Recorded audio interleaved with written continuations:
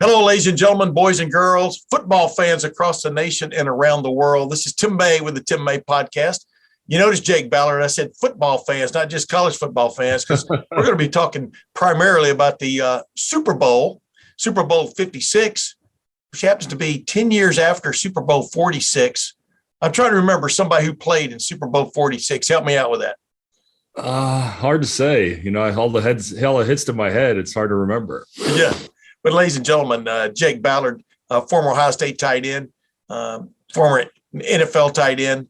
I think you were a rookie. Were you a rookie when you played in that bowl game? I'm trying to remember, a second-year player. Second year. It was my second year playing in it. Yep. Exactly, because you were you joined the Giants in 2010, if I'm not correct. If I'm not mistaken. If I'm not correct. Yeah, you are correct. So you're good. You are correct, sir. But anyway, Jake Ballard,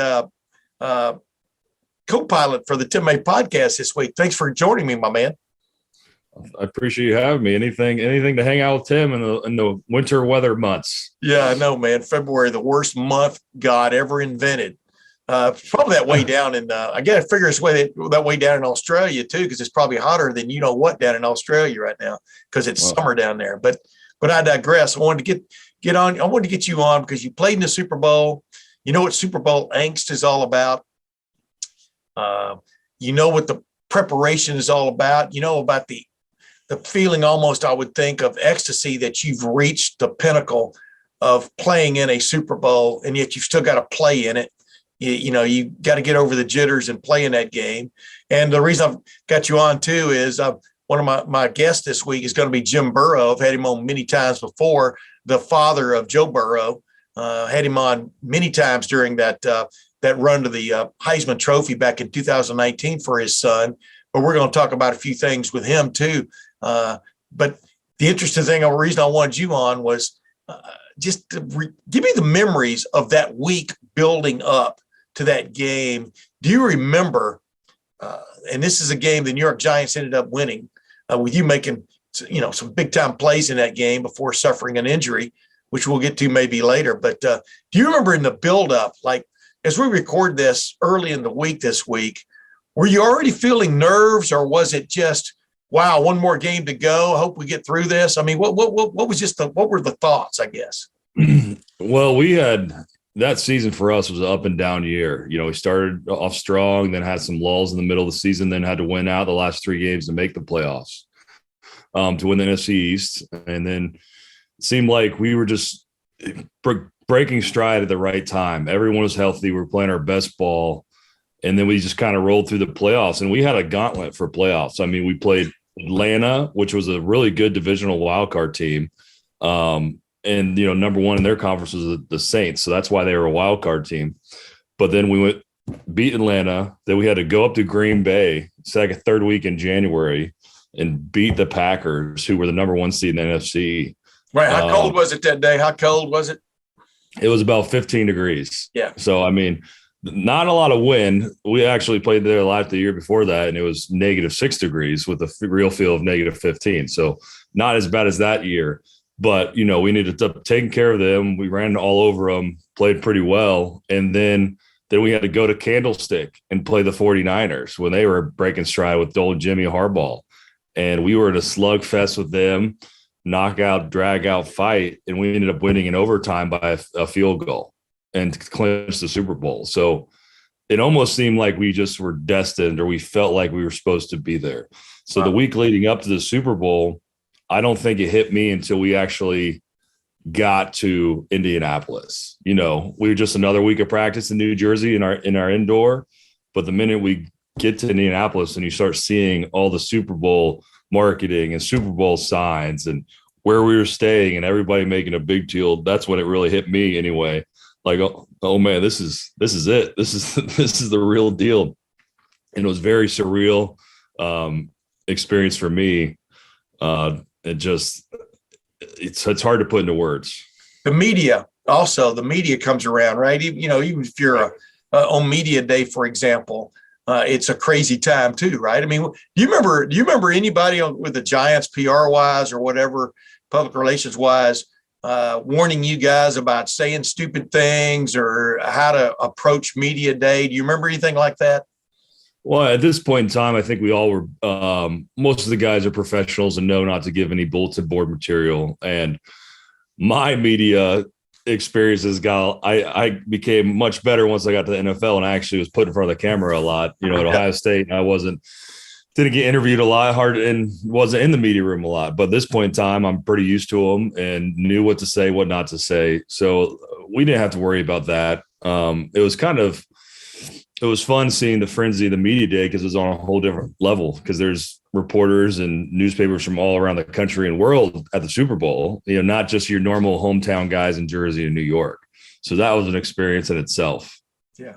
Yeah. I covered 3 Super Bowls way back in the early 80s. Matter of fact, the first one the Bengals went to when they played the 49ers, you know, which kind of started that 49ers reign, for want of another term, way back in 1981 season, 82 Super Bowl up in Pontiac, Michigan. That was my first Super Bowl. Your only Super Bowl was in Indianapolis. I mean, whatever happened to LA, balmy LA, New Orleans, Miami when you needed them most, right? Right. No, and that worked out because that's only 3 hours from my hometown. Yep. So a lot of people I knew got to go to the game, and I got to get a lot of my buddies into the after party. So it was pretty special for all of them as well. Yeah. Hey, we'll get to the game and everything else in a moment, but I wanted to ask you this: what were the coaches like the week of the game? Did they try to keep it same old, same old? Did they ramp it up a little bit? I mean, what do you remember just about the intensity from the coaching staff of knowing that told you, hey, we're at another level here with this game? You know, I don't really remember them doing anything crazy different. It was almost like we were all on the same page. We knew it was a Super Bowl. We knew it was a huge opportunity. And the thing about that Giants team, players and coaching staff alike, they all had been there before, 3 years previously. So they knew what it was all about. They knew what it'd take. They knew the mindset. And that staff, that coaching staff under Coach Coughlin, were all veteran coaches. So it wasn't like a bunch of first timers that didn't know how to act. So we approached it that way and treated it like the Super Bowl and knew what needed to be done to win that game. It was just a next level up of professional mindset of preparing and making sure all the reps were perfect and you knew your assignments going into that week. Yeah, you know, Matt Wilhelm, I've had him on a few times on here, and we talked about the Super Bowl he went to way back when he was a player and with Green Bay. And he remembered, you know, they got courtesy rental cars, you know, were given to them. Do you remember, did you get, I guess what were sort of the perks of the week so that, you know, you are a grown man, you're not a college football player anymore. You're not sequestered on your floor of the hotel, you know what I mean? Yeah, for 4 straight days. What do you remember about the perks, I guess, and did you go to St. Elmo Steakhouse, for example? Did you see any sights and sounds of the greater Indianapolis area that week? Well, you know, we did get cars, complimentary cars. I think they were the GMC, the Terrains that they just came out that year. So they had a fleet of cars that we could drive whenever we wanted, but also being in Indianapolis in February, not the greatest weather. So like we didn't do a whole lot outside. The cool thing about a lot of the downtown, they're all connected through, you know, the indoor walkways and convention center. So we'd go to different, you know, we tried to go to the Nike, we go to the Nike suite and then go to the Under Armour suite as players and try and get some stuff. And I had a Nike contract at the time, so I was able to go to the Nike suite and get a bunch of things. And and then we actually did. Eli took us to St. Elmo's, and it was funny. I was the offense anyway, and I was one of the last guys to get there. And I get in, and I see someone's like, "Oh yeah, all the guys are downstairs in the basement, to the private room." So I start walking down there, and somebody grabs me from St. Elmo's, like, "Hold on, you're with the Giants, right?" And I'm like, "Yeah." He's like, "Okay, well, come with me. That's actually the Patriots are all down there." So the Patriots are in the basement, and then we were. I think Peyton probably hooked it up. And so we were on the first floor in a big private room. Oh yeah. Yeah. They got some nice rooms in there. Yeah. Yeah. So that was pretty cool. And it was just like the biggest thing that happened in Indianapolis in a while. So there's always people in the streets. You could look out of our hotel room and see the NFL setups for like all the games and booths for the NFL, really trying to get fans involved. Yeah. Hey, do you remember, tell me, I always eat at, my buddy Bruce Martin hooks us up. We always eat there the night before the 500. Indy 500, we always eat in the, in St. Elmo's. We eat in the Tony, I think it's the Tony Holman room, they call it, the guy that really got the Indianapolis 500 really going modern day. But the bottom line is it's such a cool, iconic place. But during the week, like a Super Bowl team, like a college football team, all your meals, I call it 3 hots and a cot, all your meals taken care of. I mean, could you eat at like a hotel at a buffet kind of thing? Or do they set it up for the guys that don't want to go out? I mean, how does that work? Oh yeah. We had meals every day, every time it was time to eat, we'd have accessibility to really good meals from the Marriott downtown. So yeah, JW. Yeah. They built that almost specifically for the Super Bowl, I think, to help them lure it. But go ahead. I'm pretty sure. I don't know if we were in the JW or the other one because right down the tall one was the tall one. New one was the JW, and I think the Pats were staying there. Of course they were, because everybody thought they were going to win. And then we were in the other one towards the convention center. Yeah, but so really good food, and it never had an issue. I was like, oh, well, what am I going to eat now, or where am I going to go? But everything was all available whenever we needed it to. Hey, and what level of food are we talking about steaks all the time? I mean, what level of food do they provide for NFL players, big guys, et cetera? What level of food is that? Yeah, I mean, I feel like there's always an option of like little fillets or some kind of chicken, you'd have your like protein section. So those would be options, maybe some change ups in there. I don't know, pork chops, stuff like that, but always like a chicken and steak option. Then there'd be your carb station with like rice or different kinds of pastas, then fruits and veggies and salad stations. I mean, the food in the NFL for traveling from hotels is usually pretty great spread for the guys. And that was all the teams I went to. They made sure to keep the guys happy and give them good food. Yeah. My buddy, Jeff Snook, wrote a book about Hawk Harrelson. Basically, he did Hawk Harrelson's book, just joined the Baseball Hall of Fame this year as a broadcaster. We got to go up there for that ceremony in Cooperstown. But what I'm getting to here, he just marveled at the level of food provided Major League Baseball players now on trips and stuff like that. And it's always the creme de la creme. There's not, they don't just pass out. They don't just pass out per diem. It's there's money involved. Right. You're going to answer the door as we speak. I appreciate it. Oh yeah, just my dogs are batting in the glass wanting to come in. So, and what kind of dogs you got? I have a English cream golden retriever and a giant Alaskan Malamute. Wow. How big a scoop? How big a scoop fork have you got for the Malamute? I mean, yeah, if you think it was humans going to the bathroom all over my yard if you didn't know how big the dogs were. Well, we got 3 horses. I know how big, I know how big quote things can get, you know what I mean? But that's interesting. That's cool, man. Hey, one last thing. Before I move on, we move on to my interview with Jim Burrow. What kind of like rules were y'all under that week? If you remember it, Jake, I mean, what kind of rigid rules do they put in place for grown men? I guess what was Tom Coughlin's, I guess, watchword? Is it just be on time, be ahead of time? I mean, just kind of like explain to people kind of like what that's like, from a protocol standpoint. So, I mean, Coach Coughlin was pretty strict on, being on time to things. He said Coughlin time if everything was 5 minutes early. So, I mean, all the standards we had in Jersey and the facility were brought over to Indianapolis. But, as far as curfews for, like you said, grown men during the week, there weren't any, and we did it. We obviously had a bunch of meetings about, this is a business trip. We have one more game to go. And after Coughlin had the meeting about that, Eli got up there with the other captains, with Tuck and Zach Diossi. He's like, listen, guys, we're not doing anything stupid. You guys can go out, enjoy the week, have nice dinners. Don't be dumb. If you guys want to party, we're going to party after the game, and it's going to be worth something. So, we all had that mindset. Luckily, we had a lot of mature guys on that team, and no one did anything that I can remember to put us in jeopardy or sit out for the game. And sure enough, we did party after the game, winning the thing. So guys going out the week of trying to enjoy the festivities, in my mind just doesn't make sense. Yeah. You guys got there on like a Sunday or a Monday. Do you remember in preparation? I think I don't think we were there the whole week.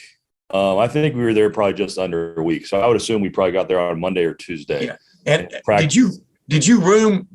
Were y'all rooming with other guys? I mean, did y'all room with another guy, or do you have your own room? So if you're a vet, so if you're a 3-year vet, you can room by yourself. I can't, but I feel like I had a room by myself. Maybe it's 2 years and above. You have rooms by yourself. Yeah.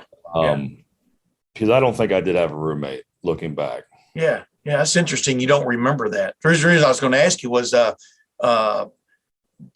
when did the room get really small? Meaning, hey, let's play. I mean, you know what I mean? Right. I've been on bowl trips for finally about the 6th day. You're kind of going, man, let's go cover this game and get the hell out of here, type thing. Right. Did it ever feel like that? That it was taking a while, like Christmas, for the game to get there. No, it definitely did. And I mean, the day before the game, you're just anxiety is up. You're impatient. You're wanting to get to the game. And you just, as for me, I just kept thinking about all the times you would dream about playing in the Super Bowl. And like, here it is. And having this opportunity didn't feel real. It was almost imaginary. And I remember after our last team meeting, which wasn't too late, I think it was probably around 5 or 6. I remember me and Bear Pasco, my good buddy, we ended up watching the 2008 Super Bowl with the Patriots versus the Giants, and just watched every play, offense and defense, just in the team room or the meeting room set up at the hotel, just to kind of get a feel for it. And they were running the same offense anyway. They're just different players, but yeah. And then I do remember I took Tylenol PM that night because I could not go to sleep. And then the next day I woke up. I normally would take a nap in late games in the middle of the day, but couldn't do that. Just would be watching film or looking at playbooks. Yeah. Well, hey, we're going to get to the day of the game and what went on, et cetera, after I get back from my interview with Jim Burrow. But I do want to ask you one last thing.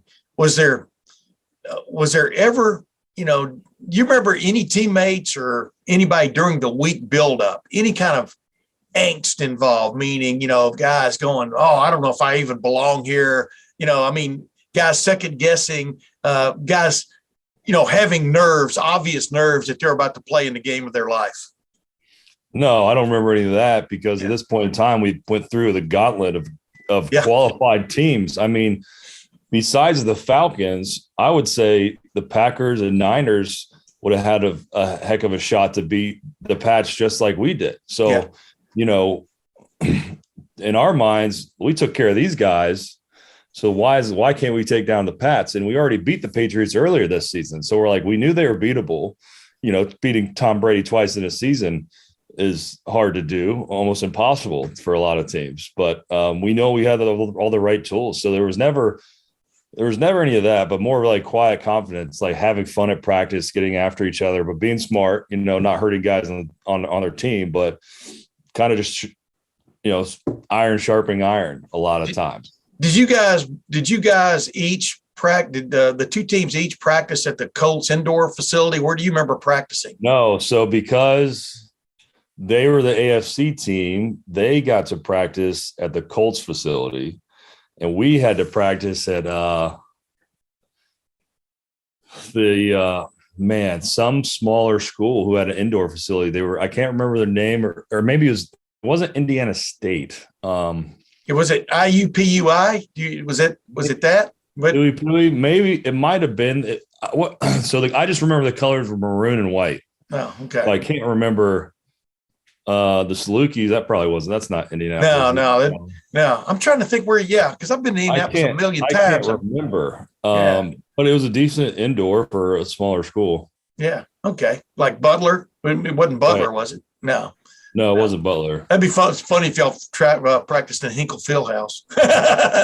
But there's a couple of private schools in and around Indianapolis too. Anyway, that doesn't matter. But you remember y'all did practice indoors though, right? Yeah, we were definitely indoors. Gosh, I wish I could remember where it was at. I really can't. That's bad. Isn't it funny how the Bengals had to borrow the University of Cincinnati's indoor bubble to practice? It really is embarrassing, to be honest. It kind of is, isn't it? Mike Brown needs, if they win the Super Bowl, which I'm pulling for him, they better build one. I mean, you can't just not take care of your players and not give them the best of the best. Yeah.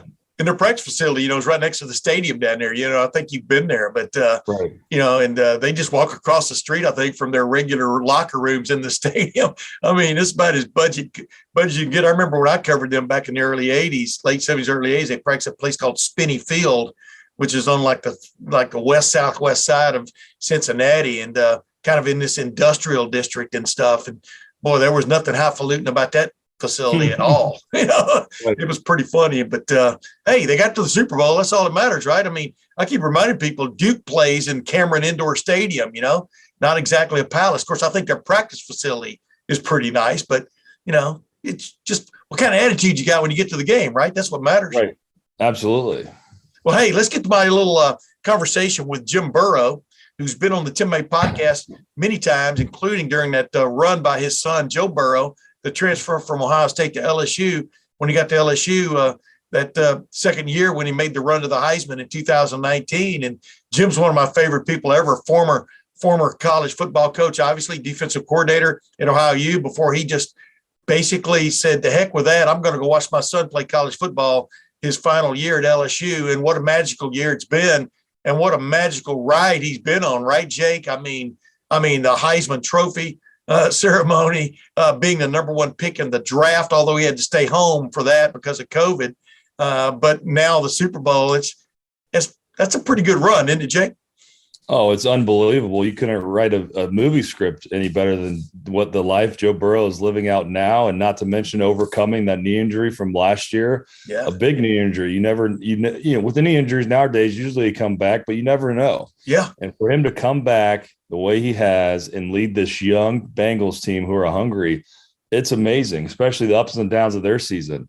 The middle of the season, no one's thinking they're going to win. They might not win the AFC North. Yeah. Then all of a sudden they're beating Kansas City at the end of the season, taking care of them in the playoffs. I mean, it's hard not to cheer for Joe Burrow. And I've been telling people, I don't have a dog in the fight, but just the energy that he brings to the state and Cincinnati, I might become a Bengals fan on the side. I was going to say, there's magic in the air, man. That's what I feel. I mean, I just remember 2002 about that Ohio State football team that just seemed destined, It literally seemed destined. And in the year, and no offense, but the year in 2006, when everything was lined up properly, it's just, you never know what's coming around the corner in football, right? Right.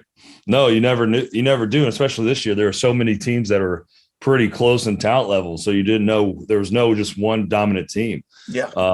And the Bengals remind me a lot of like us. They just got hot at the right time, and their confidence and momentum's building into this unstoppable machine. So we'll see what happens against a very good Rams team.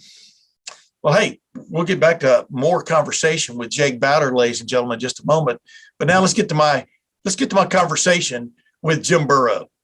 And as promised, ladies and gentlemen, an encore performance by Jim Burrow, father of Joe Burrow, who happens to be doing something pretty cool right now. What do you think, Jim Burrow? Welcome back to the Tim May podcast. Well, thanks for having me on. It's kind of a hectic week. I thought the national championship was hectic, but the magnitude of the Super Bowl is a little overwhelming, to tell you the truth. It's crazy. Dude, but fun, crazy. It's just go through the timeline. First time I had you on my podcast, Joe was coming off that great win over Texas at Texas.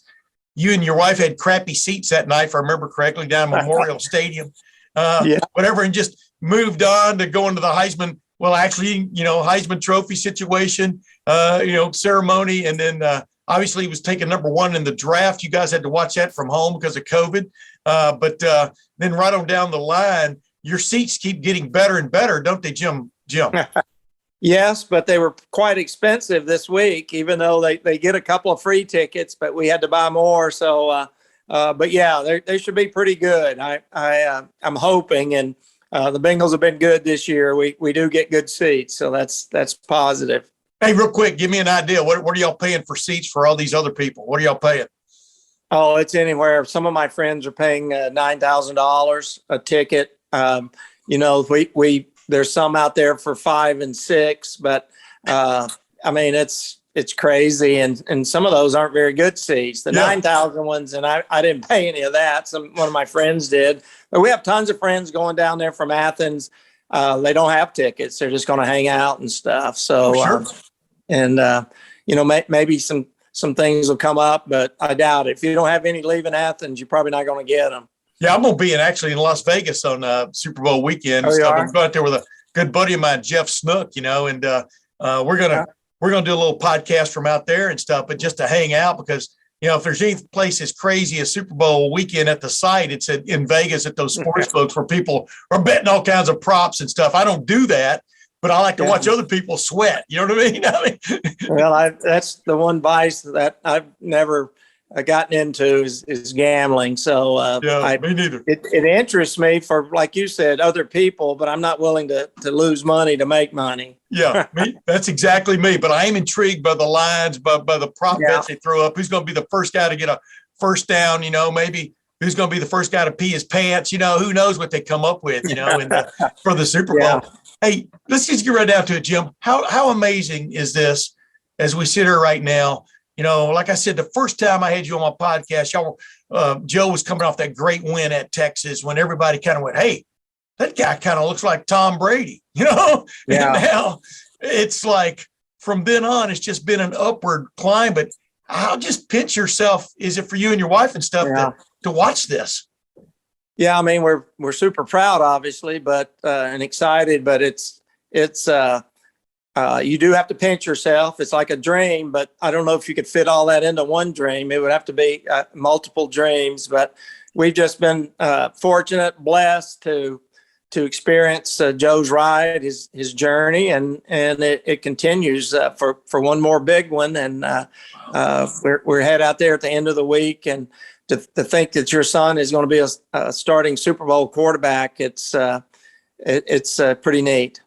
Yeah, and what a run it's been, what a ride it's been. I mean, including this time a year ago, he's rehabbing from a major knee injury. Yeah. I've got Jake Ballard on my podcast this week too, and just going over what guys go through the Super Bowl week, and then being in the game, and then afterwards he tore his knee up in the Super Bowl when the Giants beat the Patriots back 10 years ago and stuff, and just the sort of like the dark room you go into all by yourself to rehab and to come back and fight. That's just a major accomplishment unto itself, isn't it, Jim? Well, we had a great support team. It started with Dr. Alatrosh in Los Angeles doing the surgery. He does a lot of the NFL, NBA surgeries. His physical therapy staff for about the first month worked with Joe. Incredible. Started making progress. They had him actually putting weight on it the next day. Then he came back to Cincinnati. Nick Cosgray and the Bengals staff, unbelievable how hard they worked. And Joe had to work hard too. So, but he was willing to do it. There's highs and lows anytime you have a rehab. But his demeanor, I think, his calmness and his confidence that he was going to get it done, helped through that whole process. And he heard that people said he wasn't going to do this and that about the first of the season, middle of the season, might miss the whole year. So enough about Joe to know that motivated him. And so every day his rehab was with a chip on his shoulder to get ready for that first game. Dude, I get goosebumps when I just think about this, being the father of somebody like Joe. Number one, he's a hell of a stand-up guy to begin with, and then to watch him persevere through all these highs and lows. But, obviously making that move from Ohio State when it was clear, that he was at least going to have to fight for the starting job or at least be in the running there. But the other guy, Dwayne Haskins Jr., as you and I talked about, had that, that trump card, which was that comeback win at Michigan going for him when that decision was made. And, and then suffering an injury earlier that year that kind of took him out of the running a little bit. I'm talking about 2017. But to make that move, but then to watch him just always step up. I mean, I don't mean to get you going here, but does it give you goosebumps to watch your son take on these challenges and I don't know if prove people wrong is not the right term, but to rise above, you know? Yeah, I mean, that Ohio State thing, you know, he didn't want to leave. It was the toughest decision that he'd ever had to make up until that time. And it was a long, thoughtful process. And he put that time in to know that, you know, he thought the right decision, goes to LSU. And then to see him, you know, I retired in 2018 to be able to go to every game in 2019, saw 15 of them. And to watch these games and his improvement is makes us, you know, unbelievably proud. This will be our 21st game that we've gone to this year, home and away. We get to drive to most of them, fly to a few. The only one we didn't go to was the Cleveland game. Joe, they rested him in that game, and Robin and I needed a rest too, so we stayed home. But this will be our 21st game, and I guess that doesn't include whatever home games were in preseason in Cincinnati. We went to those too, so maybe there was one or two there. Do you keep a ready bag? I mean, how do you handle these road trips? I mean, what are you packing for the Super Bowl? What is a must have? What's the lucky underwear or the lucky bracelet or the lucky tattoo you've gotten maybe after one of the jubilant victories? But what is it you have going for you, Jim, headed for the Super Bowl? Well, we normally have, I don't know if you can see it behind me. We normally have, can you see the Mike the Bengal there? Yeah. Can you see that? Yes. That's Mike the Bengal. Olivia gave that to us. Is Joe's girlfriend. And we usually have that on the front of our Jeep at the tailgate in Cincinnati and some of the away games, but he won't be making the trip to LA. So we'll stick to our superstition on Saturday, on game day morning. His mom, Robin, she texts him probably a little more motherly advice, you know, stay healthy, good luck, that sort of thing. I text him and I throw in some coaching cliches, you know, protect the ball, some of those things. And we're still waiting for our first response since we started doing it at LSU. So we think he looks at them, but it makes us feel better to know that we've communicated with him, at least on our part. Yeah, I was going to say, man, protect the ball. I remember Walt Harris was a quarterback coach at Ohio State when Bobby Hoying was there back in the mid 90s. You know, his first rule up on the wall, you know, for the quarterback rules was get the snap. You know, if you don't get the snap, you know. Yeah. But never take the snap from anybody but the center, right? Yeah, so. Exactly. You know, this two-handed stuff. But I wanted to get to you with this. You know, as you've gone about this, have you found yourself becoming more of watching the game as a fan than as a coach? I mean, what's been your metamorphosis? Yeah. No, I watch it more as Joe's dad. So some people say, well, don't you watch the defense when Joe's out there? I really don't. I watch Joe and watch the protection, and then I transfer my eyes down, you know, to see what they're doing once he throws the ball or whatever. And then, but I have a chance, probably a little more coaching vision when Lou Anarumo's defense is out there, because I can just concentrate on what they're doing back there. And Lou's done a great job this year. The adjustments they made at Kansas City were unbelievable. And, you know, I can see some of those things and maybe look at it more from a coaching perspective, but it still all revolves around watching Joe as a dad, and Robin watches him as his mom. What's been the biggest thing that has changed about Joe over the last 3 years? What have you noticed about him that has definitely changed? I think besides his bank account. Go ahead. I think he likes to show his personality a little off the field with things like the dress code the dress, you know, the suits he wore last year, the jacket, shades, you know, the little jewelry. I think he's started to maybe feel a little more comfortable showing that aspect of his personality. He has fun with it. Yeah. I don't think you'd see him strolling down Court Street here in Athens with some of those things on, but he likes that. I think that's changed. He likes to put that out there. He's always been confident, but he's just a little more confident in himself as far as you know, showing that side of his personality with those type things. you coached football for a long time. You played the game before that, at Nebraska, played in the CFL, et cetera. When was that moment this year? I'm talking about you've observed football players and been one your whole life.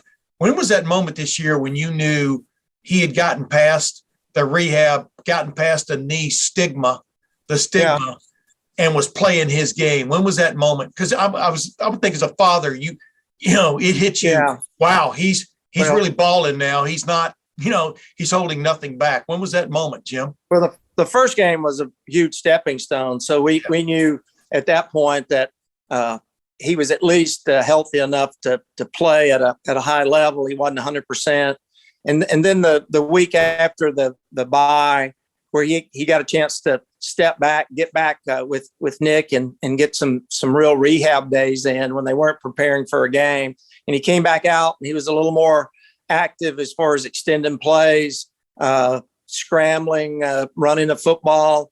And that was things that really up until the bye week, I mean, he just didn't really try because I think he felt that he wasn't comfortable doing it yet. But that week of rehab and getting extra strength in the knee did wonders for him. And he came out much more confident in how his knee felt and able to make rushers miss, scramble, extend plays, and felt real comfortable, more so in the pocket than the first part of that season. Yeah, man, when he's on his game, man, he's interesting to watch because he runs better than most people think. He runs actually really well, as you well know.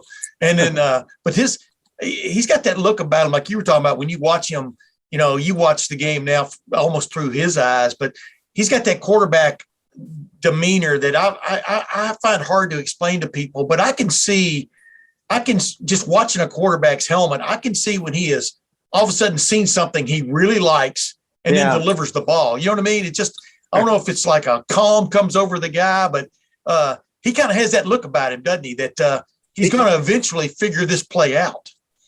He does. I watched the game, a replay of it. I don't do that all the time, but I had a replay of the Kansas City game, and of course they had close-up shots of him on the bench and in shotgun and those type things, and they're down 21-3, and then he looks calm, and then it's tied, and he looks the same, and then he goes back out for the final series, and he looks the same. But he's got an ability in the shotgun, Tim, to process what's going on defense and figure it out. So, he sees a matchup. Sometimes his eyes light up a little more than normal, especially if Jamar's out there or he sees somebody one-on-one with one of his guys. So, but he tries to. I think that's one of his strengths is just maintaining his calm, and everything else around him is chaotic. Yeah, Jamar Chase, man, one of the great stories of this NFL. And then T. Higgins coming on. I mean, like I told my wife, his arms are almost as long as his body. You know what I mean? And Joe is just taking such advantage of those guys, right? I mean, like you said, it takes a team to win a Super Bowl. What's just come on about that offense that really grabbed your eye? Well, Jamar certainly took care of the criticism for not being able to go deep, and that was we knew he was a superstar. That's why Joe wanted to draft him. Special young man, special talent.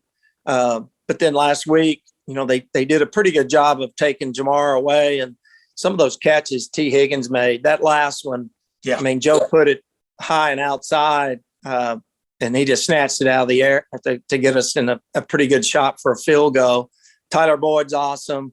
We're able to run the ball at times, which really opens up the passing game. And Joe Mixon is just a beast. And and the defense has really come together. I mean, Joe in his press conferences said the last 2 weeks the defense won the game, and really that's true. If you pick one side, the defense did, but it's a team effort. The special teams they've done a good job, and the culture in the locker room kind of has been awesome. I do talk to Joe about that sometimes, and those guys genuinely like each other, and there's a brotherhood there that's developed during this season. Yeah. And there's also something that's definite about this team is they believe in Joe. I mean, like you said, one of the great things going out there is these NFL film kind of things where you see guys on the sideline talking, just get us the ball, whatever, I mean, because that means you believe in your quarterback. And it's interesting. And I'm not trying to get you to talk too big about your son, although it's pretty easy to do that.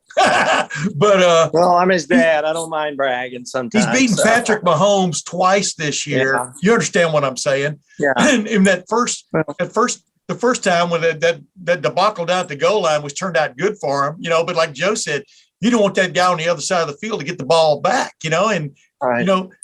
And then they get the coin flip. I'm talking about Kansas City gets the coin flip last week, for the overtime. Yeah. Did your heart sink a little bit? Well, I saw the expression on Joe's face when I watched the replay. Yeah. And that was, and he doesn't show that much emotion, but he did show emotion, that particular time. And so I was worried. I saw what happened the week before, but Joe's, they got really good leaders on that team, good personalities. They show a lot of character, and guys stepped up, and the leaders on the team are able to really inspire and motivate others on the team to reach a goal, and that's what really great leadership is. And Zach, he provides great leadership too, as well as the other coaches. But to see that your son has become this franchise quarterback, that old term that came along when you and I were growing up, yeah. It means everything to have a quarterback, who can get the job done. To see him become that, and you think back to when he was like 8, 9, 10 years old and first maybe showing leadership qualities and stuff. Is that a little bit amazing to you, Jim, that he is now one of those guys, one of those really select few? I mean, he really is. Yeah, I mean, you saw it early, and then it transferred over to his play in high school, and you go, okay, it's going to be a little different in college, and there you go. You see the same leadership qualities and the same ability to step up in the big games and big time moments, and then he goes to the Bengals, and it's really the same. I mean, it's just. His high school coaches, his grade school coaches, they see him now and they said, yeah, that's just Joe. And they expect that because they saw it when he was in 3rd grade, 10th grade, senior in high school. And those guys at LSU saw it 2019 every game.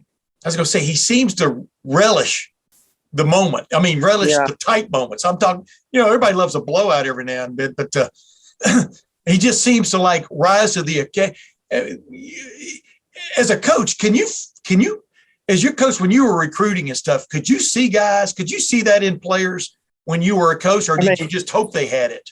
Well, you try to talk to the people surrounding him, the coaches and all that. You get a pretty good feel, but it's still a little of a crapshoot to know exactly how the young man's going to handle the big time football in college. But Joe always says that he's prepared for those moments because he does it himself. He does a good job of preparation, and he's always had good coaches that prepare him. And he says if you're prepared, then those moments are not as pressure packed as one might think, because he knows what to do and how to go about getting things done. Hey, last few things. Number one, does he prevision things? I mean, you know what I mean? Does he try to put himself in the moments in the week leading up of what to expect? I'm going to react this way if this happens. Kind of like go through scenarios that kind of like if you know where the fire escape is, you sleep a lot better in a hotel. You know what I mean? Kind of thing. Yeah. I mean, he knows if people are playing certain coverages, and he sees that there's nobody to counteract or tackle him on the quarterback scramble. He looks for escape lanes. He knows if you're going to blitz, who's the hot receiver. He's able to process coverages. Yeah. That helps him pre-snap reads. And so you add all that up, and he has a pretty good idea before the ball snap what he's going to do with it. Now, some of those scrambles, some of those extension of plays is just. I mean, you said he was a good athlete, so that's just having a knack for it. It's hard to prepare for that, but certain times when he runs, he knows he's got lanes to do that. Yeah, it's a knack and a feel. I mean, a lot of people can run, but can they run the right way?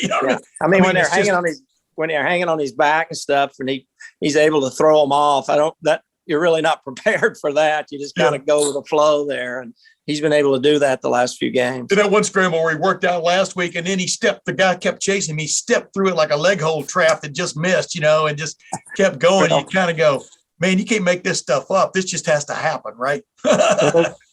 And he would tell you those guys chasing in NFL are so fast. I mean, you better be able to get out and do a little running to get away from those guys. But it's worked out good so far. Yeah, we'll see how long Josh Allen lasts, but I don't want my quarterback running a lot of zone read option and on keeper. Let's put it that way. No, I want to ask you this Joe stuff.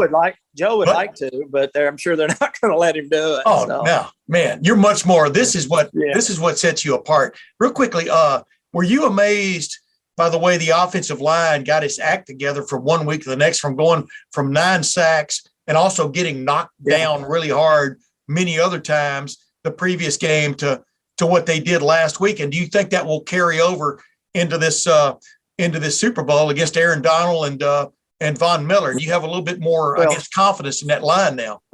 I think they're confident. I mean, they know they got a challenge, and when you give up that many sacks, I mean, you take it personally, and some were Joe's fault. So it wasn't the 5 offensive linemen every time. So you look at it as an offense. The staff looks at it, and I think they personally got themselves ready to go against the Chiefs, and this could be the best front four that they faced, and in the Super Bowl, I mean, that's really what you expect. So I know they're going to do a good job and have a good plan, and looking forward to watching it. Well, as Tim May says right now, if they can protect him a little bit, the opportunities will be there in the passing game. I do believe that. I mean, obviously are in the NFL, but definitely in this game, in my opinion. I wanted to ask you 2 other quick things. Okay. What is the one thing, I'm trying to remember if you've been to LA. You've been to LA, haven't you, for a game? Well, I coached in the Pac-10. We used to go to UCLA, USC, Cal, Stanford, all those places. But I've been there and spent some time with Joe a few days when he was working out there with Jordan Palmer for a pre-draft. And it's hectic. How early are you getting there? And what is a place you definitely want to take your wife to?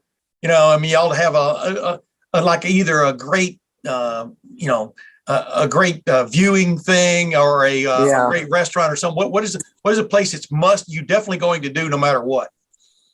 Really, we're not really going there for any type of sightseeing type deal. But I guess if we're going out Thursday and spend a few extra days. This time of year in Ohio, you always want to go to the beach, right? I mean, it's supposed to be 80 or 85 degrees. So whether it's just a walk on the beach or take a Uber over there and hang out and have some lunch or dinner, then that's really, really all I'm interested in. And that, I think we'll do that. Do you get to stay at the team hotel, or do you have to make your own? No. I mean, how does that work? No, the Bengals have done a great job of organizing the family travel.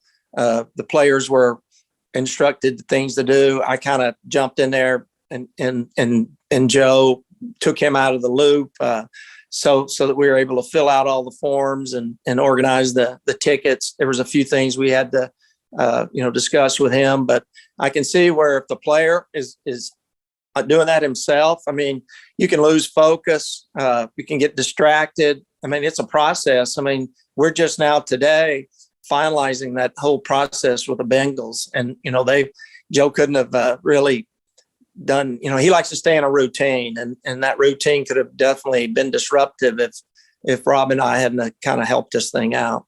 Yeah. Hey, last couple of things. I know I said that, but that's my calling card. You've been on my podcast before. Yeah. You say something and it jogs me to want to ask you one other thing. Is it, I don't know. He played for a Ohio high school championship. He won a national championship. Now he's playing for the Super Bowl championship. There's a couple of times in a man's life when you go, he's got the it factor. I mean, he that's the common denominator is him at quarterback. Everybody dreams of being that guy or maybe having a son who's that guy. But do you ever step back and go, my son is one of the few? Well, yeah. I mean, but he's always just wanted to win championships. When we had travel basketball and we didn't win the Sunday final game of the tournament, he didn't say much on the way home. And that's just been his goal to win championships. He doesn't set personal goals. He really doesn't care about personal accomplishments, but he does care about winning and winning championships. And he's always had just a really unbelievable desire to compete and a will to win and a will to prepare to win. And so that's worked out good. I mean, he's been surrounded by good coaches and teammates. That always helps. I think he's had good family support from really our whole family. And as you said, it takes a lot of people to win championships, and he's been fortunate in that regard. But it's been a one-track goal for him since he was really second and third grade, and that was to win a tournament or win a championship. And we got a shot. I tell you what, man, and some of the great guys around him. Sam Hubbard's one of my favorite guys ever played at Ohio State. Von Bell is one of my favorite guys ever. You got Eli Apple sitting there, former Buckeye players. As I said, even Joe, he's a former Buckeye player, not a former Buckeye, because he's always going to have that on his resume. He's a graduate. He is a graduate there. So, exactly. They hit him up every 2 months for some kind of alumni donation. Well, if he's giving money, it'll be to LSU. I can promise you that. Yeah. I was going to say, he gives back to LSU. Isn't it amazing, though, Jim, before you go, isn't it amazing how the coaching wheel turns? And Ed Orgeron was on the top of the heap, and you know what I mean? In your profession, you were in it. Isn't it crazy? I mean, you look at Jim Harbaugh, thinks he's going to get the Vikings job, and now he was on the top of the heap 5 weeks ago. I mean, isn't it nuts? We were disappointed the way it ended for Coach O. I didn't know all the reasons, but Joe getting recruited by LSU and Coach O really changed his life, changed our family's life. And we're always going to be indebted to him. We love Coach O, and he has a special place in the Burrow family's heart for sure. Hey, one last thing, and I'll let you go. Although you can hang up anytime, you know that, right? My phone may go dead here, though. I don't know. Okay. Yeah. What's your call? What's your call on Sunday? I mean, what will this game pivot on? And what's your? I know you're going to pick the Bengals, but why? Yeah. Oh, I mean, I think we got to be able to run the ball to be able to take some pressure off their pass rush. That's a common, again, coaching cliche, but more so important in a big game like this. And then, on defense, we got to limit their explosive plays. They got a lot of firepower over there, and but there's so many things. But if you could establish a running game and then prevent explosive plays on defense, then we'll be in good shape in the fourth quarter. Yeah, and Zach Taylor's come along as a play caller, in my opinion. I mean, that or at least the Bengals have that little toss, little screen pass to Samaje Perine was so huge in that game. Where he took it. I mean, there are all these little things that kind of come together. That interception by Hill, right at the line of scrimmage. These playoff games and the Super Bowl, it can come down to one or two or three or four or five or six plays, and they're big plays like that. I mean, you can go back to each of these playoff games and say, okay, here's 5 plays that turn the tide of the game, and I'm sure it's going to be like that in the Super Bowl. Yeah.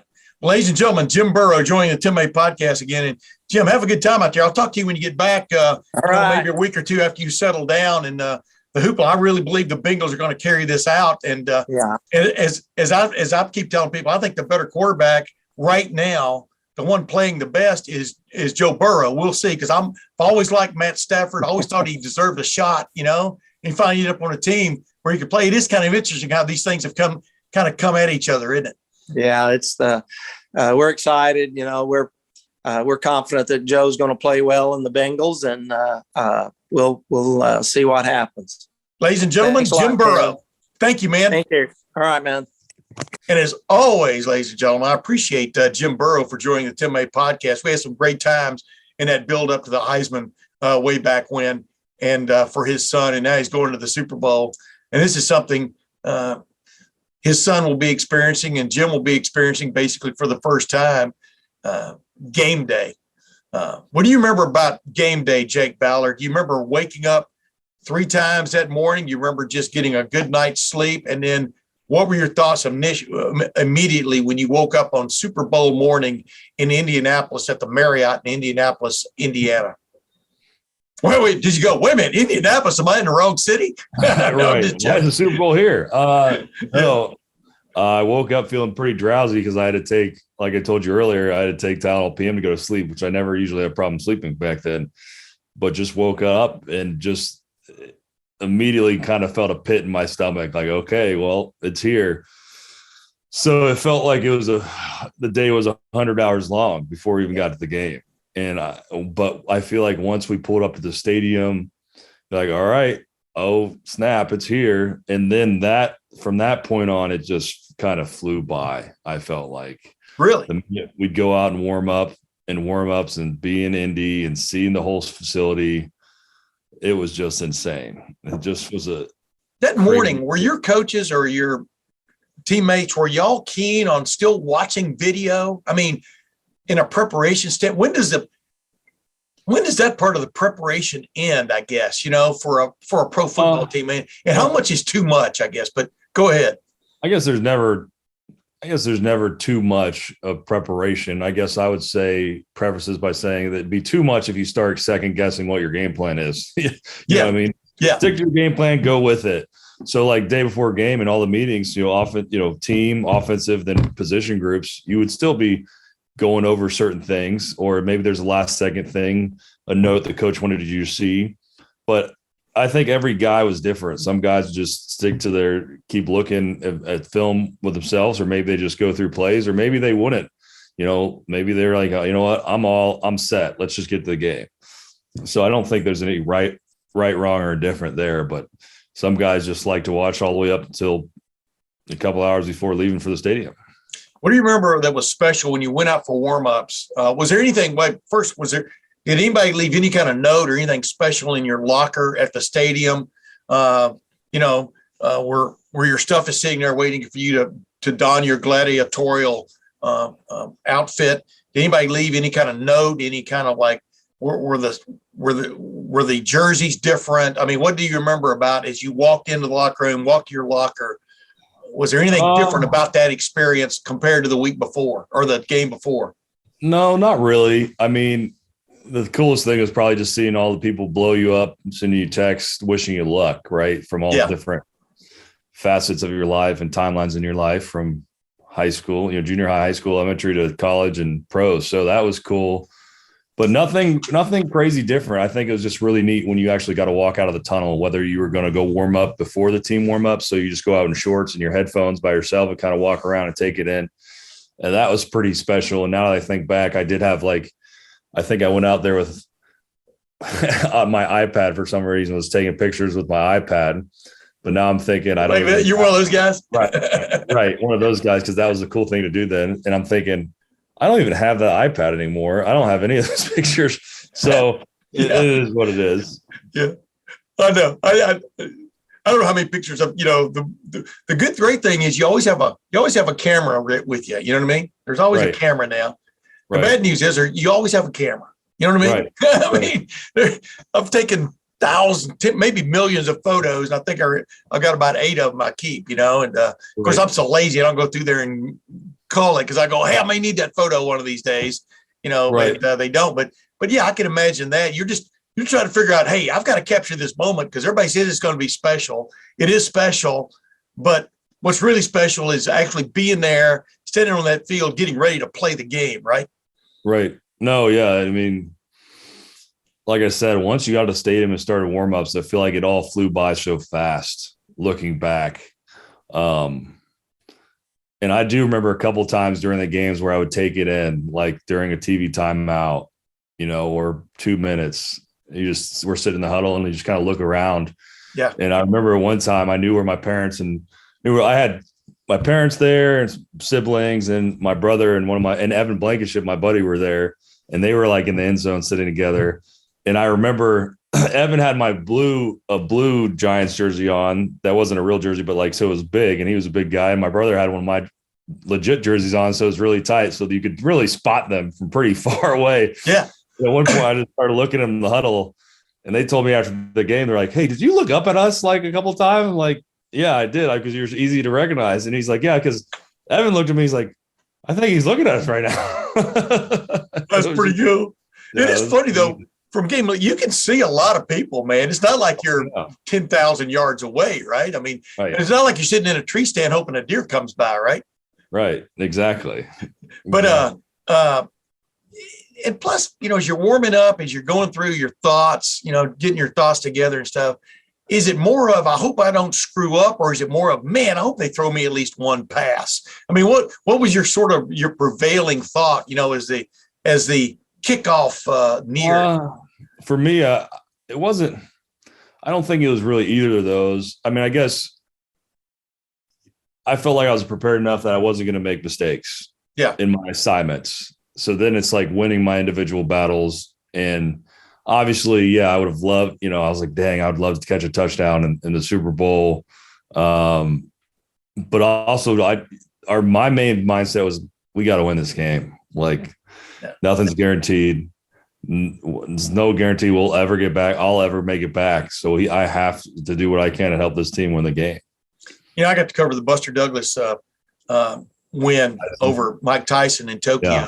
And the reason I bring that up is that night, what was most apparent about Buster was how accurate he was with his punches. Meaning, anybody can go in and throw punches, but to be accurate is another level. That's why I always watch the first several minutes of a Super Bowl. I want to figure out which quarterback is definitely on his game from an accuracy standpoint, and which one isn't. But I'm just wondering, when you're a tight end, glorified tackle on some occasions and stuff, do you remember being very accurate with your routes, with your blocking? What do you remember about your performance as that game ensued? I felt like I played pretty well. I mean, there's definitely some things they threw at us that was different from the first time we played them, as expected. We just didn't know what that was, whether it was a DN slanting, a lot of movement on the D line, or different types of blitzes, trying to change things up for Eli. Us beating them the first time, I'm sure, of course, Belichick's going to put more wrinkles in. Duh. We just didn't know what that was. So looking back, I thought I played well. Of course, there's players, but I think that's with any competitive player to be like, I could have played better. You know what I mean? A couple times I might have not I should have broke the route off faster, or finished blocks, things like that. But that's, like I said, that's pretty normal. Nothing I could do about it now or after the game. But, we ended up squeaking it out, luckily. When you first went into the game and you're on the field for the Super Bowl, what was your thought? Hey, don't screw this up. Was it, oh my goodness, spring Burrow, you're a long way away. It was only 130 miles down the road. What was just your first thought when you're standing out there, because we all seen guys with jitters, one way or the other, or not jitters. What do you remember standing there on the field and you're about to run a play for the first time ever in a Super Bowl? Oh, my first thought was, I just want to get this first play over with. I just want to get this first hit out of the way so my jitters could calm down. And I was going to fire off the ball no matter what, as hard as I could, run play or pass play. And I can't remember. I think it was a run play. But then it's like, as soon as the game gets started and you get that first couple plays under your belt, then it's like, all right, I know where I'm at now. This is normal. Let's roll. Let's ride. That run play, do you remember making a block? Do you remember blocking the right guy? Do you remember having to, like you said, make a split second call, change, whatever, because they did something you weren't expecting from the other side? What do you remember? Just give me that first play, man. I know you can remember it if you think. Oh, it was definitely a run play, and I definitely blocked my guy. They didn't do anything crazy on that one. And I think it was – I would be willing to say it was probably something with Brandon Jacobs, probably inside run or it wasn't power, but that'd be my guess if I can. To this day, I haven't watched that game on film really, other than when we got back into town, probably because of the injuries. But so maybe I'd remember more if I did watch the whole thing. Yeah, I'm trying to remember how many catches did you have? I'm trying to remember. I just had I think 2 catches, 2 or 3. I had 2 catches for probably 20 or 30 yards. Nothing crazy. Yeah. I was running a lot of routes, but Eli was hitting other guys, which is fine. Like, we're winning the game. Yeah, exactly. Number one, number two. What's it like when you finally catch a ball in the Super Bowl? I mean, though, is it? A lot of people think you're sitting there in the game, like a lot of people are sitting in the stands or at home watching it, going, "Oh my God, I hope he doesn't screw up." But I would think you get into a flow where you're not thinking, "Hey, I'm about to catch a pass in the Super Bowl." Yeah. You're thinking, I got to catch his pass, right? I mean, absolutely. Give people what that feels like, Yeah, you're not thinking, "Oh, this is Super Bowl." It's a game. Like I said, I was so antsy to get that first couple plays under belt. So then it's all right. Now we can play. It's another game. The stakes are higher, but it's just the same old football game that we've been playing our life. Now it's just execute and make plays when you can. When did you know that you'd suffered a knee injury? When did you know, oh my goodness, wow, this can't be happening? Give people a little bit of insight into that. Well, I tore my ACL running a route and went down, and I knew right away it was something serious, not like something minor, because just seeing people only do tweaks their MCL or meniscus, like they usually could play. And I knew it wasn't right. Didn't feel good. And then when I tried to run on the sidelines, it made it worse. And I guess I didn't really know how bad it was. Obviously I knew it was my ACL at that point. Yeah. At what point in the game was that? You remember? Fourth quarter of 7 minutes to go in the game. 7 minutes left in the ultimate day of your football career. Yeah. Yep. And 7 minutes away from a second contract too. But it could have been the worst time for me for playing purposes and financial purposes. But I don't know if I ever thought the day after I got hurt at the stadium, like there was never a woe is me, I can't believe this is happening. It was more kind of shock, like, dang, did this really I mean, I'm hurt now. And now it's like, of course I want my team to win, but now it's like my focus is on me. And I would think that's not me being selfish. That's kind of just the situation. Like, well, I've never had a major injury. What is it? Like, what's happening? But then like, oh my gosh, this is a Super Bowl. We're down 17-14 or whatever it was. And it's just like, I was torn between myself and watching this game. Of course. And, and then they took me back to the locker room. And I don't know if I've told you this, they took me back to the locker room. And then there was no TVs in the locker room. There's no radios in the locker room. And the Super Bowl, it's never lopsided. It's never like, 80% Giants fan or 80% Patriots fan. So people are cheering for everything. You don't know if it was good, bad, indifferent. So I'm in the locker room and we're hearing cheers. And I'm like, we got to go out there. Like, I can't just sit here. I'm already hurt. Like, it can't get any worse. I mean, it get worse if we lose the game. Yeah. So I ended up like hopping down the hallway because they didn't even have crutches for me. And then eventually they got me a golf cart to go watch the last play of the game. It was luck that cheering we did hear was the touchdown of Ahmad Bradshaw going in for the go-ahead touchdown with 55 seconds left. Wow. They didn't even have crutches. I mean, wow. Oh. Well, that's positive thinking. Well, one thing me and you didn't talk about, or I haven't talked about either. So my buddy Travis Beckham, Wisconsin Badger, he was one of our tight ends, and he was more of a receiving tight end, but they used him a lot with me and him in there, and he'd do a lot of like H-back stuff and running downfield. He tore his ACL the first half of the game. That's right. Oh, that's right. Yeah. Yeah. So wow. The fact that happened to him and then happened to me is insane. I mean, what were the chances? So then Bear was the only tight end left. Wow. That kind of limits your playbook. Yeah, right. Exactly. So, as you look back on it, Jake, I mean, the greatest day, maybe, I think you would say it's the greatest day of your athletic career, your football career, right? I mean, winning a Super Bowl ring, being part of that, catching a couple of passes in the Super Bowl, but then you paid the ultimate price, which is what separates football from almost every other sport, Right. As you look back on it, as you look back on it now, is it bittersweet? Because like you talked about, you had a contract year coming up, you were going to cash in on the fact that people had not drafted you way back when. People talk about the Brady snub or whatever. I mean, are you kidding me? Right. He was taken in the 6th round. He wasn't totally forgotten altogether. Right. You were finally going to cash in on being a big time football player like you always thought you were. And yet I don't know, how much did that just take away from the experience of knowing you had this major knee injury now you were going to have to rehab from, and it ended up altering, obviously, your career, in essence, your life. But go ahead. I mean, it was the greatest day of my sports career, but also at the same time, it was the flip side. It was the worst day of my sports career. Yeah. So I was just all over the place emotion wise, because we did win this game. But then when you picture winning the Super Bowl, you picture being able to run around with your teammates on the field, confetti falling, going to hug your family, just being able to walk, going up on the stage with everyone holding the Lombardi trophy, all those things that this injury took away from me that I didn't get a chance to do.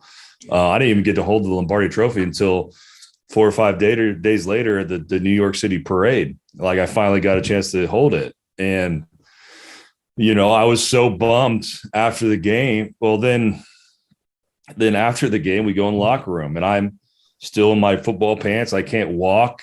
Like, I had to have people help me cut my pants off. And, there's tons of people.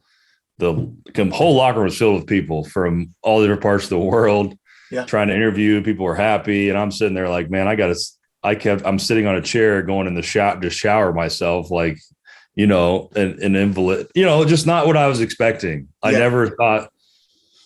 So everybody around me is all celebrating. I'm just kind of, woe is me a little bit in my head, because I didn't know what the future held, especially I had so much riding on it personally.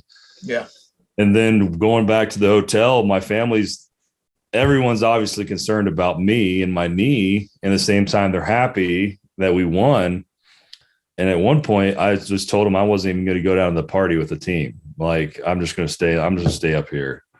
And eventually they talked me into going. And I'm glad I did. Obviously, got to celebrate with all my teammates, all my friends and family, on crutches. But, I'm pretty sure me and a couple of my friends in Bear Pasco were the last ones to leave that party that was thrown to us at about 2 or 3 in the morning. So, well, you need more painkillers than the other guys. A lot more painkillers. Man, was Beckham there too? Do you remember Travis Beckham? I mean, were y'all hanging out together? We were. I mean, we were just hanging out. Me, Bear, and Travis were all hanging out with our families all around us. And me and Travis were there on crutches, looking like we just got hit by a bus. And like you said, this altered the timeline of my life, the trajectory. Everything happens for a reason. It's one of those things you look back and you wish you could have been different, but at the same time, I wouldn't be where I'm at today because of that. Personally, or my relationship with my wife, I would have never met her, a lot of things. So, I mean, it all happened for a reason. You can't hold on to that stuff because that'll eat you alive. The bitterness of maybe not having the career you wanted to, or make the money you wanted to in the NFL, because it just will constantly erode everything good. So for me, it was easy to look on. I got to have this crazy wild ride that most kids dream of for just a short minute in my life. And I loved every second in New York. I loved every second in New England. And the opportunity I had with the Cardinals playing under Bruce Arians out there. So I can't complain about how everything worked out. Yeah, I was going to say, I mean, bottom line, flip side is, you might still be playing without without the injury. I mean, you're 30, what are you, 34? 34. So Yeah. I mean, if I was, Gronk's still playing. I know. Tom Brady's 44, 45. Right. You know? Right. I mean, if I didn't get hurt, I think I definitely could have. I think I could have been an 8-10 year guy pretty easily if I wanted to be. But it's not in the card. I want to ask you this though. I've always marveled at this, and this is the last thing about that. I think it gets me about coaches, and I'm not meaning in a bad way, but they almost at least during the heat of the action and stuff, they almost have to be calloused about who is and who isn't in there, who got hurt, you know what I mean? Things like that. It is as close as you get to the military without being in a military conflict, isn't it? I mean, football, as you watch it now, you and I do those pregame shows on 97.1 The Fan. Totally enjoy doing that with you, et cetera. You and I play some golf together, et cetera. But is it interesting to you how football is so real life in a lot of ways? I mean, and guys do suffer injuries and catastrophic injuries for this group to get to where it wants to go. I mean, is that worth it, I guess? I think it depends on who you ask. Like if you asked all my teammates, would it be worth it? Like if you asked them, hey, would it be worth it for Jake's career to be over to win the Super Bowl? I would assume most of them would say no. Yeah. But is it part of the game? Yeah, and it is. And from a coach's standpoint, most coaches are it just depends on the injury, right? If a guy keeps getting soft tissue injuries, things like that, where maybe his preparation could help, and if he stretched more, strengthened more, he might not be sitting out on game day. But injuries like knees and shoulders and stuff, where it's like, he needs surgery to be able to play. I think they're pretty good about that. And, yeah. Oh yeah. No, I didn't mean. Yeah, I'm talking about the heat of battle though. It's man up. Well, yeah, and that's got to be a hard job, because then they're mind like, okay, well, these plays are out. Like this situation plays out. We got to pivot, and that's why I was very thankful. I love Coach Kevin Gilbride, NFL coach for a long, long, long time. Yep. He was one of my favorite coaches. He got it. He was fun to play for, fun to be coached by. So the fact that he can just pivot like a flip of the wrist and say, all right, well, these plays are out, these plays are in. Let's hang our hat on these. Is pretty special. Yeah, it is. It is interesting how a team perseveres no matter what. Real quick, one last thing. You have insight better than anybody. Joe Burrow suffered a catastrophic knee injury, a year ago. I mean, a year and a couple of months ago, and boom, he's playing in the Super Bowl. As well as anybody, the work he went through just to get back to where he could run again, right? And right. Do you give it up to him? I mean, we talked about that a little bit earlier, but that there's some toughness there and some want to, I guess, right? I mean, that drives you during those dark hours when you're the only guy who really knows what you're going through to get back into playing condition. Explain to people what that's like, I guess. Oh, I mean, especially with the ACL, and he had some other stuff going on. Yeah. The rehab is obviously, I think the rehabbing from that was harder than any training you've ever done. Healthy, when you're healthy, you don't have problems. You might be ran into the ground, or times where you might pass out or you throw up, but then it's over, all right, we're done. Yeah. You rebound your ACL, it's not going as fast as you like. You can't walk on it for a little bit. You got to fire get your mind muscle connection back again. You get your strength training. And then also there's points in times where ACL is really vulnerable or really sensitive to tear again, that you have to be smart with training. And there's times where you're literally by yourself doing rehabs while the team is doing other things. So the mental toughness to come back from that and also stay, taking it one day at a time, I think adds to his whole package of cool Joe. You know what I mean? Like, yes. Shoot, he worked his tail off at Ohio State. It didn't work out. He transferred. And he kept trying to get better every year. Then he graduated, transferred to LSU, had a good year, then had his unbelievable year. Finally, first round draft pick in the Bengals, 8 games in, we're going to take this away from you. So now you're back to not playing. And he just seems like every challenge that he's faced, he overcomes it. And he's just seems so super hyper focused on the task at hand. I think that's what makes him cool, calm, and collective, and just also an incredible competitor. Agreed. Who do you like in this Super Bowl and why? So I might be biased. I like the Bengals based on the fact that after the Titans game, there's a lot of question marks if they can protect Joe. Well, they went into Kansas City, only gave up 2 sacks to a very good Kansas City defense, and they made some tweaks and they got them. They kept them up. Their defense obviously made some in-game adjustments to hold Patrick Mahomes to 3 points after the first half. Yeah. I don't see why there's no reason they can't do this with the Rams. Now, the Rams, I would say, is a better defensive front as a whole, or defense as a whole, from the Kansas City Chiefs. But, they're going to have to double Aaron Donald, and they're going to have to chip Von Miller whenever they can to slow him down. But they can do it. I mean, they've shown they can do it.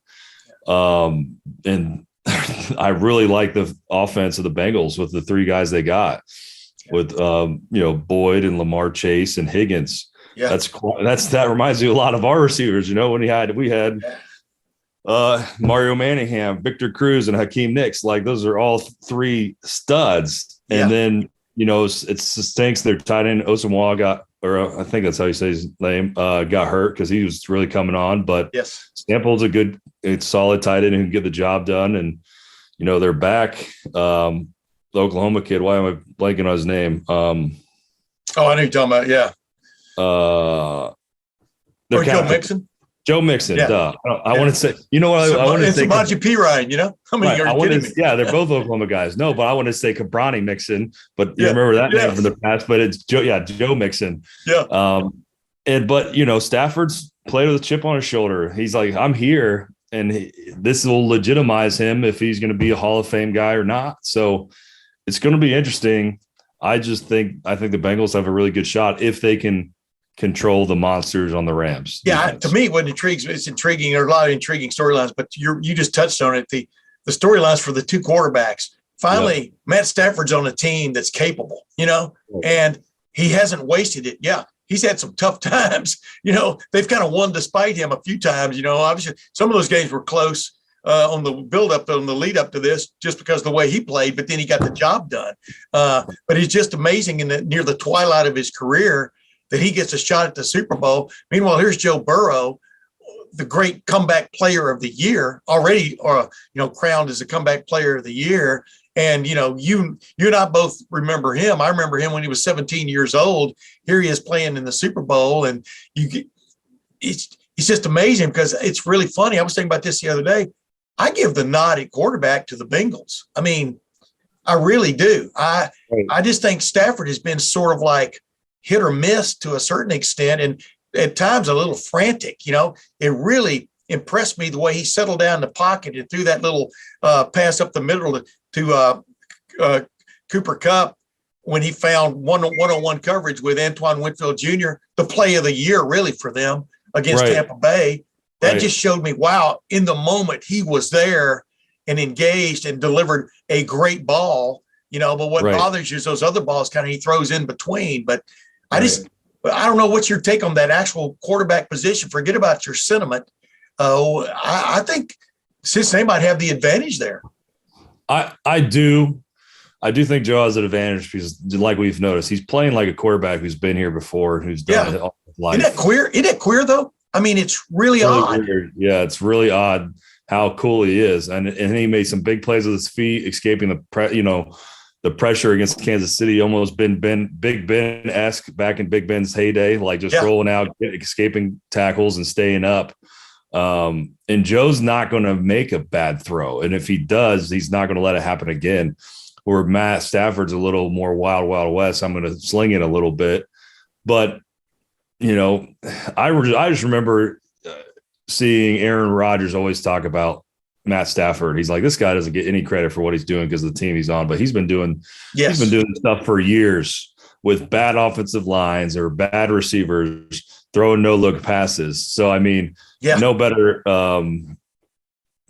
it's when you have no better compliment than when one of your peers is talking you up. So I just think it's going to be a crazy game, but I kind of give the nod to Joe. If Joe comes out and does what we've seen him do these last 6 games that he's won in a row, I think it's going to be a long day if they can keep him upright. Yeah, I agree. Hey, one last thing, just a quick hit here. What do you think what's going on up at Michigan, man? I mean, you got a coach who wants another job, head coach who wants another job, doesn't get it. A lot of this stuff is you kind of hearing between the planks, so to speak, but about telling his coaches take the week off, go do what's best for you before he leaves to go up and interview with the Vikings, et cetera. But and now all of a sudden, both their coordinators are gone. Josh Gaddis has gone to Miami. The Miami Hurricanes left a real good parting shot, about the place he left. I mean, just what's your take on it all, Jake? I just can't believe we're in a time where the University of Michigan and all their football prowess and history is okay with letting their head coach continuing to shop around to upgrade a situation. I'll tell you what, I really appreciate Jake Ballard. He's become one of my best buddies over the last couple of years. And it's funny how you cover a guy for a while and then you get to know him and he's just salt of the earth, even if he does wear camo a lot. Maybe that makes him salt of the earth. But he does have the deer. He does have the deer carcasses to back up the fact he wears camo. He's not some fake camo dude. But ladies and gentlemen, I really appreciate Jake Ballard joining me on this week's Tim May podcast, previewing the Super Bowl, what he went through as a player playing in it, both the good and obviously the bad, suffering an injury in the greatest game of his life and greatest day of his sports life.